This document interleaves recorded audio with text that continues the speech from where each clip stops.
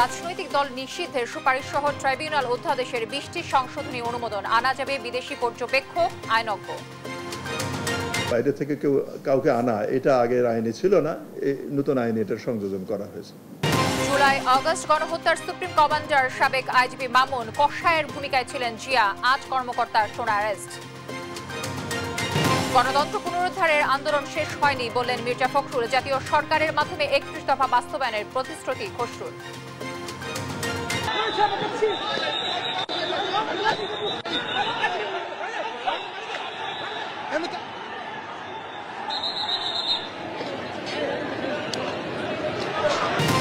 তুচ্ছ ঘটনায় ঢাকা কলেজ ও city college শিক্ষার্থীদের মধ্যে ব্যাপক সংঘর্ষ, রণক্ষেত্র সায়েন্স ল্যাব এলাকা ভোগান্তি চরমে। এবং বিধ্বস্ত গাজায় নেতানিয়াহুর বিরল সফর, উপত্যকায় শাসন চালাতে পারবে না হামাস, জিম্মিদের সন্ধান পেতে পুরস্কার ঘোষণা। দর্শক, সংবাদ সন্ধ্যায় শুনছিলেন টিএমটি বার সংবাদ শিরোনামগুলো, সঙ্গে থাকছে আমি তানসিয়া জুথি। এবার জানাবো বিস্তারিত। রাজনৈতিক দল নিষিদ্ধের সুপারিশ করা সহ আন্তর্জাতিক অপরাধ ট্রাইব্যুনাল অধ্যাদেশের খসড়ায় 20টি সংশোধনী প্রস্তাব অনুমোদন দিয়েছে অন্তর্বর্তী সরকার। এর ফলে বিচার কাজের শুনানির অডিও এবং ভিডিও সংরক্ষণ করতে পারবে ট্রাইব্যুনাল। তবে গণমাধ্যমের ক্যামেরা নেয়ার সুযোগ নেই। বিচার কাজের স্বচ্ছতা নিশ্চিতে বিদেশ থেকে আইনজ্ঞ ও পর্যবেক্ষক রাখার বিধানও রয়েছে এই অধ্যাদেশে। এছাড়া বাতিল হয়েছে বিদ্যুৎ ও জ্বালানির দ্রুত সরবরাহ বৃদ্ধি বিশেষ আইন। আরো জানাচ্ছেন জান্নাতুল মোহনা। দায়িত্ব গ্রহণের পর প্রথমবার সচিবালয়ে বসে উপদেষ্টা পরিষদের বৈঠক, যেখানে সভাপতিত্ব করেন প্রধান উপদেষ্টা ডক্টর মোহাম্মদ ইউনুস। মন্ত্রিপরিষদ বিভাগের সভাকক্ষে এই বৈঠকে 6টি সিদ্ধান্ত হয়। বৈঠক শেষে মন্ত্রিপরিষদ সচিব শেখ আব্দুর রশিদ জানান, আন্তর্জাতিক অপরাধ ট্রাইব্যুনাল অধ্যাদেশের খসড়ায় 20টি সংশোধনীর প্রস্তাব অনুমোদন দিয়েছে অন্তর্বর্তী সরকার। এর ফলে বিচার কাজের শুনানির অডিও এবং ভিডিও সংরক্ষণ করতে পারবে ট্রাইব্যুনাল। তবে গণমাধ্যমের ক্যামেরা নেওয়ার সুযোগ নেই। আদালত যদি মনে করেন যে ভবিষ্যতের রেকর্ড করার ঐতিহাসিক বিষয়ে এগুলো রেকর্ড করার সাথে যদি অডিও ভিডিও সংরক্ষণ করতে চান তারা করবেন, কিন্তু বাইরে সম্প্রচার হবে না। এই নীতিগতভাবে এটাই সিদ্ধান্ত। সংশোধিত অধ্যাদেশ অনুযায়ী রাজনৈতিক দলের বিরুদ্ধে শাস্তির সুপারিশ করতে পারবে ট্রাইব্যুনাল। বাংলাদেশের বাইরেও কেউ অপরাধ করলে এই আইনের আওতায় তাকে শাস্তি দেওয়া যাবে। কিছু কিছু অপরাধের স্থল আগে ঠিক করা ছিল শুধুমাত্র বাংলাদেশের অভ্যন্তরে। এখন বাংলাদেশের বাইরেও যদি আন্তর্জাতিক অপরাধ ট্রাইব্যুনালের পারভিউভুক্ত জুরিসডিকশনভুক্ত কোনো অপরাধ সংঘটিত হয়ে থাকে, সেগুলিও এই নতুন সংশোধনের মাধ্যমে ইনকর্পোরেট করা যাবে। বিচার কাজ পর্যবেক্ষণে বিদেশ থেকে আইনজ্ঞ ও পর্যবেক্ষক রাখার বিধানও রয়েছে এই অধ্যাদেশে। বাইরে থেকে কাউকে আনা এটা আগের আইনে ছিল না, নতুন আইনে এটার সংযোজন করা হয়েছে। বৈঠকে প্রতি বছর 18 ডিসেম্বর একসঙ্গে আন্তর্জাতিক অভিবাসী দিবস এবং জাতীয় প্রবাসী দিবস উদযাপনের সিদ্ধান্ত হয়। বাতিল করা হয় বিদ্যুৎ ও জ্বালানির দ্রুত সরবরাহ বৃদ্ধি সংক্রান্ত বিশেষ আইন। বিদ্যুৎ ও জ্বালানির দ্রুত সরবরাহ বৃদ্ধি বিশেষ বিধান আইন 2010, যেটা 2021 সালেও সংশোধিত হয়েছিল, সেটা রহিত করার একটা প্রস্তাব ছিল বিদ্যুৎ জ্বালানি ও খনিজ সম্পদ মন্ত্রণালয় থেকে। অনেক আলাপ আলোচনার পরে সেটিও গৃহীত হয়েছে। ডিসেম্বর মাসে 18 তারিখ প্রতি বছর আন্তর্জাতিক অভিবাসী দিবস এবং জাতীয় প্রবাসী দিবস উদযাপন করব। মুজিব বর্ষ উদযাপনের নামে 6 বছরে 1261 কোটি টাকা ব্যয় করেছে শেখ হাসিনা সরকার। বিষয়টি সভায় উত্থাপন করা হয়। সেই সঙ্গে এ নিয়ে চলতি অর্থ বছরে বরাদ্দ বাতিল করে উপদেষ্টা পরিষদ। জান্নাতুল মোহনা, দেশ টিভি, ঢাকা। জুলাই আগস্ট গণহত্যার সুপ্রিম কমান্ডার ছিলেন তৎকালীন আইজিপি চৌধুরী আব্দুল্লাহ আল মামুন। আর সাবেক সেনা কর্মকর্তা জিয়াউল আহসানকে তুলনা করা হয় বসনিয়া হার্জেগোভিনিয়ার কসাই রাদোভান কারাদিচের সঙ্গে। আন্তর্জাতিক অপরাধ ট্রাইব্যুনালে 8 পুলিশ ও সেনা কর্মকর্তার উপস্থিতিতে শুনানিতে এসব কথা বলে প্রসিকিউশন। পরে তাদের কারাগারে পাঠানোর পাশাপাশি 1 মাসের মধ্যে তদন্ত প্রতিবেদন দিতে নির্দেশ দেন ট্রাইব্যুনাল। সাবরিনা মজুমদারের প্রতিবেদন। কিছুদিন আগেও যাদের দায়িত্ব ছিল অপরাধীদের এনে বিচারের কাঠগড়ায় দাঁড় করানো, আজ খোদ তারাই হাজির হয়েছেন অপরাধী হিসেবে বিচারের কাঠগড়ায়। বুধবার জুলাই আগস্ট গণহত্যায় গ্রেফতার দেখানোর জন্য হাজির করা হয় সাবেক পুলিশ মহাপরিদর্শক আব্দুল্লাহ আল মামুন সহ 8 জনকে। যাদের নির্দেশে নিরাপত্তা জোরদার হতো এবার তাদের নিরাপত্তার জন্যই বাড়ানো হয় পুলিশ পাহারা। প্রিজন ভ্যানে করে একে একে আসেন পুলিশের সাবেক উপকমিশনার জসিমউদ্দিন মোল্লা, যাত্রাবাড়িতে গণহত্যা বাস্তবায়নকারী সাবেক ওসি আবুল হাসান, সাভারের হত্যা ও লাশ পুড়িয়ে ফেলার মদতদাতা ওসি শাহিদুল ইসলাম, সাবেক আইজিপি আব্দুল্লাহ আল মামুন ও আয়নাঘরের জনক জিয়াউল আহসান সহ ৮ সাবেক সেনা ও পুলিশ কর্মকর্তা। পরে সবাইকে গ্রেফতার দেখানো হয়। এদিন এজলাস কক্ষ ছিল কানায় কানায় পূর্ণ। ঢোকার সময় কেউ থাকেন মাথা নত করে, কেউ আসেন মুখ ঢেকে। এজলাসে হাউমাউ করে কেঁদে ফেলেন গুলশান থানার সাবেক ওসি মাজহারুল। আর জিয়াউল আহসান বলেন, কখনো আয়নাঘরে চাকরি করেননি তিনি। শুনানির শুরুতেই চিফ প্রসিকিউটর তুলে ধরেন জুলাই আগস্ট গণহত্যায় পুলিশ কর্মকর্তাদের পৈশাচিক ভূমিকার কথা। সমস্ত ডিজিটাল এভিডেন্স, লাইভ এভিডেন্স এমনভাবে আমরা আদালতের সামনে প্লেস করব, ক্রিস্টাল ক্লিয়ারভাবে অপরাধীরা জানতে পারবে তাদের কি অপরাধ ছিল। গোটা বাংলাদেশ, গোটা দুনিয়া দেখবে এই বিচারটা স্বচ্ছ এবং ফেয়ার হয়েছে। সাবেক আইজিপি আব্দুল্লাহ আল মামুনকে গণহত্যার সুপ্রিম কমান্ডার উল্লেখ করেন তিনি।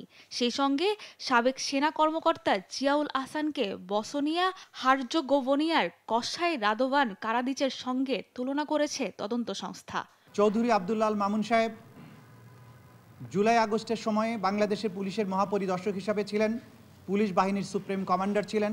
বরখাস্তকৃত মেজর জেনারেল জিয়াউল আহসানের ব্যাপারে আমরা বলেছি পৈশাচিক অত্যাচার, তারপরে হত্যা করে লাশ বিভিন্ন জায়গায় ডিসপোজাল করে দেয়া, এই কালচারের জনক হচ্ছেন তিনি। আগামী ১ মাসের মধ্যে তদন্ত শেষ করে আইন শৃঙ্খলা বাহিনীর ৮ সদস্যের বিরুদ্ধে প্রতিবেদন দাখিলের নির্দেশ দিয়েছেন ট্রাইব্যুনাল। যে পুলিশ বাহিনীর কথা ছিল জনগণের নিরাপত্তার স্বার্থে কাজ করা, সেই পুলিশ বাহিনী কিনা জুলাই আগস্ট গণহত্যায় চালিয়েছে তাণ্ডব, করেছে নিপীড়ন, নির্যাতন। আজ তাই ট্রাইব্যুনালে তাদেরকে হাজির করা হয়েছে এই প্রিজন ভ্যানে। কিন্তু এর মদতদাতা এবং নির্দেশদাতা অর্থাৎ সাবেক প্রধানমন্ত্রী শেখ হাসিনাকে কি এই প্রিজন ভ্যানে ট্রাইব্যুনালে আনা সম্ভব কিনা, সেই প্রশ্নই এখন সবার। সাবিনা মজুমদার, দেশ টিভি, ঢাকা। আলাদা হত্যা মামলায় সাবেক আইনমন্ত্রী আনিসুল হকের ৫ ও সাবেক উপমন্ত্রী আব্দুল্লাহ আল ইসলাম জাকুবের ৩ দিনের রিমান্ড মঞ্জুর করেছেন আদালত। সকালে কঠোর নিরাপত্তায় তাদের ঢাকা চিফ মেট্রোপলিটন ম্যাজিস্ট্রেট আদালতে আনা হয়। এরপর উত্তরা পূর্ব থানার ফজলুল করিম হত্যা মামলায় আনিসুল হকের ১০ এবং রূপনগর থানার শামীম হাওলাদার হত্যা মামলায় ভোলার সাবেক সংসদ সদস্য জাকুবের ১০ দিনের রিমান্ড আবেদন করে পুলিশ। উভয় পক্ষের শুনানি শেষে আদালত আনিসুল হকের ৫ ও জাকুবের ৩ দিনের রিমান্ড মঞ্জুর করেন। এছাড়া মোহাম্মদপুর, মিরপুর, পল্টন, উত্তরা পূর্ব এবং পশ্চিম থানার মামলায় সালমান এফ রহমান, দীপুমণি, জুনায়েদ আহমেদ পলক ও কামাল আহমেদ মজুমদার সহ ৮ জনকে বিভিন্ন মামলায় গ্রেফতার দেখিয়ে কারাগারে পাঠানোর আদেশ দেয় আদালত।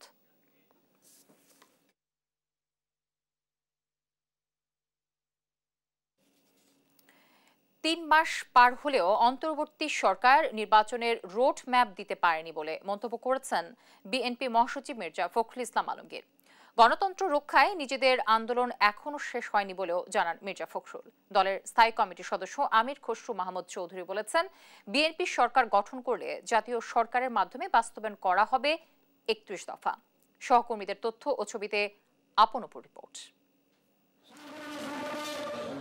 বুধবার দুপুরে কুড়িগ্রামের উলিপুরে শহীদ মিনার চত্বরে উপজেলা বিএনপির জনসভায় বক্তব্য রাখেন বিএনপির স্থায়ী কমিটির সদস্য আমির খসরু মাহমুদ চৌধুরী। তিনি বলেন, জাতীয় ঐক্যমত্যের ভিত্তিতে সংস্কার শেষে দ্রুত নির্বাচন দিতে হবে। বিএনপি সরকার গঠন করলে জাতীয় সরকারের মাধ্যমে বাস্তবায়ন করা হবে ৩১ দফা। আমরা কিন্তু প্রতিজ্ঞাবদ্ধ, আগামী দিনে নির্বাচনের পরে জনগণ যদি আমাদেরকে রায় দেয়, তারেক রহমান সাহেব জাতীয় সরকার গঠনের ঘোষণা দিয়েছে এবং সেই জাতীয় সরকার ৩১ দফা সংস্কার বাস্তবায়ন করবে। এদিন ফেনীর ছাগলনাইয়ায় জনসভায় বক্তব্য রাখেন বিএনপি মহাসচিব মির্জা ফখরুল ইসলাম আলমগীর। তিনি বলেন, ৩ মাস পার হলেও অন্তর্বর্তী সরকার নির্বাচনের রোডম্যাপ দিতে পারেনি। এ সময় দ্রুত নির্বাচন আয়োজনের আহ্বান জানান তিনি। ৩ মাস পার হয়ে গেল, এই সরকারের কাছে আশা করেছিলাম তারা আমাদেরকে পথ দেখাবেন, একটা জনগণকে আশ্বস্ত করবেন যে এই সময়ের মধ্যে আমি সংস্কারগুলো কমপ্লিট করতে পারবো, আর এই সময়ের মধ্যে আমি নির্বাচনের একটা রোড ম্যাপ দেব। নির্বাচন কেন্দ্রিক সরকার সংস্কার প্রয়োজন, সেই সংস্কারগুলোকে দ্রুত করে যত দ্রুত নির্বাচন দেবেন ততই জাতির জন্য মঙ্গল।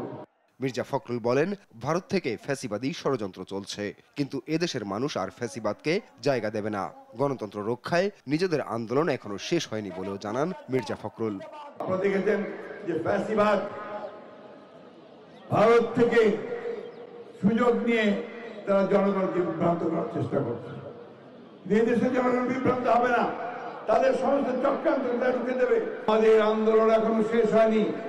আমাদের আন্দোলন শেষ হবে যখন আমরা পূর্ণ গণতন্ত্র লাভ করতে পারবো, যখন জনগণের ভোটের অধিকারকে নিয়ে আসতে পারবো, আমাদের দেশ নেত্রীকে পূর্ণ সুস্থ করতে পারবো, আর আমাদের ভারপ্রাপ্ত চেয়ারম্যান যিনি আমাদের গণতন্ত্রকে স্বপ্ন দেখিয়েছেন তারেক রহমানকে দেশে ফিরিয়ে আনতে পারবো, হাজার হাজার লক্ষ মানুষকে মুক্ত করতে পারবো। এর আগে ফেনীর ফুলগাজী উপজেলার শ্রীপুরে বিএনপি চেয়ারপারসন বেগম খালেদা জিয়ার পৈতৃক বাড়িতে বন্যায় ক্ষতিগ্রস্তদের মাঝে শিক্ষা উপকরণ ও ঢেউটিন বিতরণ করেন বিএনপি মহাসচিব। আপনপু, নিউজ ডেস্ক, দেশ টিভি। তুচ্ছ ঘটনায় ঢাকা কলেজ ও সিটি কলেজের শিক্ষার্থীদের মধ্যে সংঘর্ষ হয়েছে। এতে রণক্ষেত্রে পরিণত হয় সায়েন্স ল্যাব এলাকা। বন্ধ হয়ে যায় যান চলাচল। এতে চরম ভোগান্তিতে পড়েন যাত্রী ও সাধারণ মানুষ। বুধবার বেলা 2:45টার দিকে এ সংঘর্ষ শুরু হয়। দুই কলেজের শিক্ষার্থীদের এ সংঘর্ষের পেছনে রয়েছে মঙ্গলবার একটি ঘটনা। এই জেরে আজ আবারও সংঘর্ষে জড়ায় দুই কলেজের উচ্চ মাধ্যমিক শ্রেণীর শিক্ষার্থীরা। এতে উভয় পক্ষের 30 জন শিক্ষার্থী আহত হন। পরে সেনা ও আইন শৃঙ্খলা বাহিনী ঘটনাস্থলে এসে পরিস্থিতি নিয়ন্ত্রণে আনে। সমস্যা সমাধানে দফায় দফায় বৈঠক করছে কলেজ কর্তৃপক্ষ। আর আহতরা ঢাকা মেডিকেল কলেজ হাসপাতালে চিকিৎসাধীন আছেন।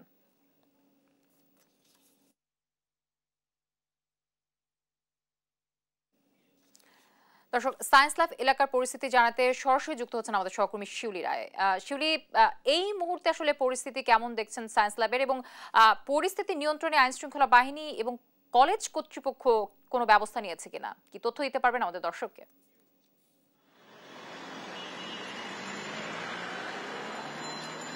জি, যেমনটি জুথি আপনি বললেন, আমি এই মুহূর্তে কিন্তু ঢাকা কলেজের সামনে অবস্থান করছি। কিছুক্ষণ আগে কিন্তু পরিস্থিতি একদমই অস্বাভাবিক ছিল এবং ঠিক 6:30টার দিকে হচ্ছে গিয়ে ঢাকা কলেজের অডিটোরিয়ামে আপনার অধ্যাপকরা হচ্ছে গিয়ে আজকে সারা দিন ব্যাপী যে সিটি কলেজ এবং ঢাকা কলেজের যে সংঘর্ষ এবং এই সংঘর্ষের হচ্ছে গিয়ে যে ব্যাপারগুলোতে হচ্ছে কি নিয়ে আলোচনা হচ্ছে কি সংবাদ সম্মেলন তারা করে এবং সংবাদ সম্মেলনে কিন্তু আসলে উঠে আসে তাদের 9টি দাবির কথা। আগে বলে রাখি আপনাদেরকে, সকালে হচ্ছে আজকে কিন্তু ঢাকা কলেজের 184 হচ্ছে তম প্রতিষ্ঠাবার্ষিকী এবং এই প্রতিষ্ঠাবার্ষিকী উপলক্ষে ঢাকা কলেজের বাসগুলো হচ্ছে গিয়ে রাস্তায় নামে এবং এতে কিন্তু সিটি কলেজের ছাত্ররা হচ্ছে গিয়ে প্রথমে তাদের এই বাসে হচ্ছে গিয়ে আপনার হামলা করে এবং এই হামলার সূত্রপাতে কিন্তু আসলে তাদের এই ঢাকা কলেজ এবং সিটি কলেজের ছাত্রদের মধ্যে সংঘর্ষ তৈরি হয় এবং এই সংঘর্ষ পরে ভয়াবহ মাত্রায় রূপ নেয় এবং এতে কিন্তু এই যে সংঘর্ষ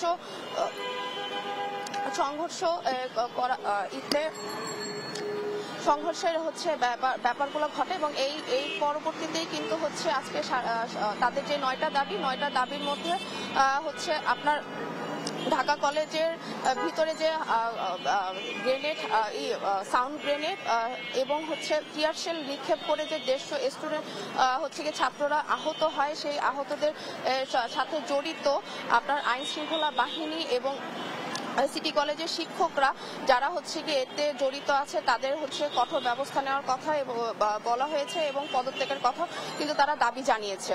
তো এই ছিল আমার কাছে সর্বশেষ তথ্য।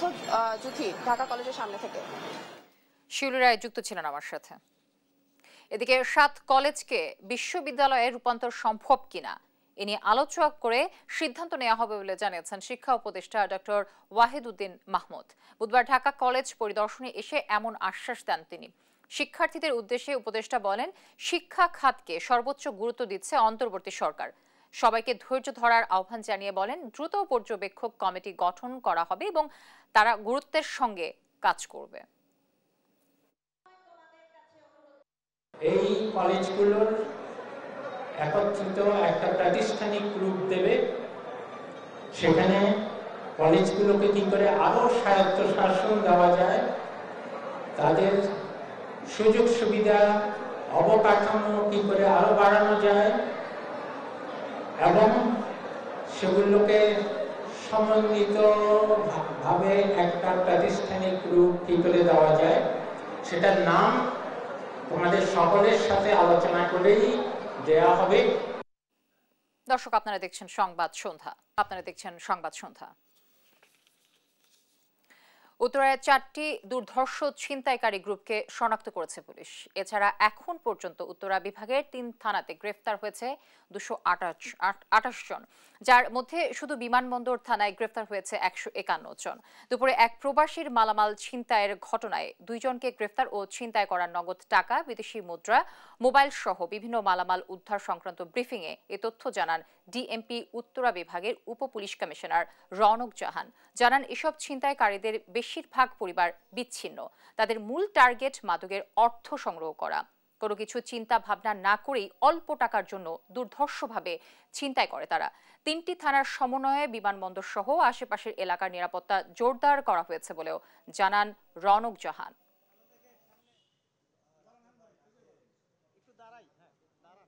আমাদের যে নিয়মিত পেট্রোলের পাশাপাশি আমরা এখানে মোটর পেট্রোল, আমরা 3 থানার সদস্যদের সমন্বয়ে আমরা মোটর পেট্রোল দিয়েছি, যারা কেবলমাত্র এই সময়টা, আপনারা যে সময়টার কথা বললেন সেটা রাত 3টা থেকে, আমরা 3টা থেকে ধরে নিয়েছি, 3টা থেকে সকাল 7টা, এই 4 ঘন্টাকে আমরা মনে করছি যে এটা হাই টাইম এই ধরনের ঘটনার। এই কারণে আমরা এই মোটর পেট্রোলের পাশাপাশি আমরা ফুড পেট্রোল দিয়েছি এবং আমাদের যে নিয়মিত টহল আছে আপনারা জানেন, যেটা আমরা ভেহিকেল পেট্রোল বলে থাকি, সেই পেট্রোলগুলিও এই সময়টা মূলত কনসেন্ট্রেট করা হচ্ছে এই এলাকাটায়। এস আলম গ্রুপের হাজার হাজার কোটি টাকা অর্থ আত্মসাতের ঘটনায় বাংলাদেশ ব্যাংকের 6 ঊর্ধ্বতন কর্মকর্তাকে জিজ্ঞাসাবাদের জন্য দুদকে তলব করা হলেও তারা উপস্থিত হয়নি। ইসলামী ব্যাংকের চট্টগ্রামের 3টি শাখা থেকে হাজার কোটি টাকা অর্থ আত্মসাতের অভিযোগের অনুসন্ধান করেছে দুর্নীতি দমন কমিশন। এরই ধারাবাহিকতায় আজ এবং আগামীকাল বাংলাদেশ ব্যাংকের 13 ঊর্ধ্বতন কর্মকর্তাকে জিজ্ঞাসাবাদের জন্য গভর্নর বরাবর চিঠি দেয় দুদক। যারা উপস্থিত হননি তাদের বিরুদ্ধে আইন অনুযায়ী ব্যবস্থা নেওয়া হবে। আগামীকাল আরও 6 ঊর্ধ্বতন কর্মকর্তার দুদক কার্যালয়ে উপস্থিত হওয়ার কথা রয়েছে। বকেয়া বেতনের দাবিতে 5ম দিনের মতো চন্দ্রা নবীনগর সড়ক অবরোধ করেছে পোশাক শ্রমিকরা। শিল্প পুলিশ জানায়, মঙ্গলবার রাতে অবরোধ তুলে নিলেও বুধবার সকাল 10টা থেকে সারা এলাকায় আবারও আন্দোলনে নামে বেক্সিমকো ইন্ডাস্ট্রিয়াল পার্কের শ্রমিকরা। বকেয়া বেতনের দাবিতে চন্দ্রা নবীনগর মহাসড়ক অবরোধ করে। অপরদিকে জিরানি এলাকায় হামিম গ্রুপের নিটওয়্যার কারখানার শ্রমিকরা বুধবার সকাল 8টা থেকে 11:30 পর্যন্ত চন্দ্রা নবীনগর সড়ক অবরোধ করে বিক্ষোভ করে। শ্রমিকরা জানান যে সকাল 6টার দিকে কারখানার সামনে বাস চাপায় তাদের 3 জন শ্রমিক আহত হয়। এর প্রতিবাদে রাস্তায় নামে তারা।